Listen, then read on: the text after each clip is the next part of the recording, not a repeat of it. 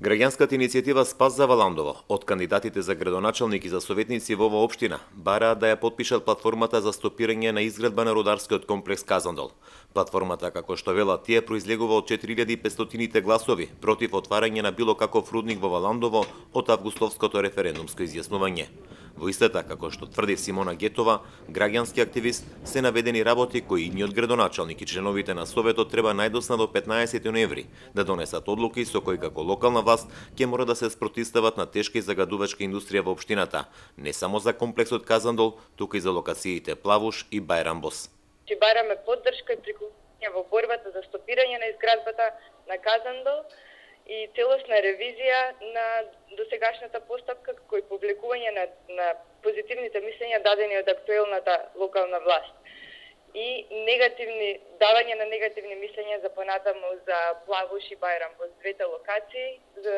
за уште два рудника во нашата општина.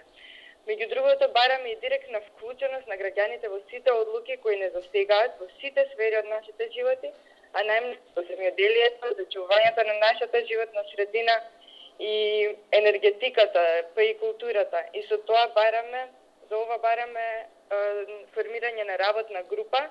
за помагање на локални иницијативи кои ќе бидат дел од економскиот развој на општина Валандово и максимално ќе се залагаат за истиот во сите овие сфери, за да можеме директно да бидеме вклучени во одлуките кои не засегаат нас најмногу. Платформата со своевидна писмена изјава кандидатите треба да ја потпишат најдосна до 1 октомври и да се разговара преку дебата за време на предизборниот период. Инаку во Валандово има тројце кандидати за градоначалници и 2 советнички листи. Граѓанската иницијатива Спас за Валандово најави дека и во иднина ќе превзема чекори со кои ќе бараат да се спаси Валандовската општина од тешка и загадувачка индустрија и да се стопира изградбата на рударскиот комплекс Казандол.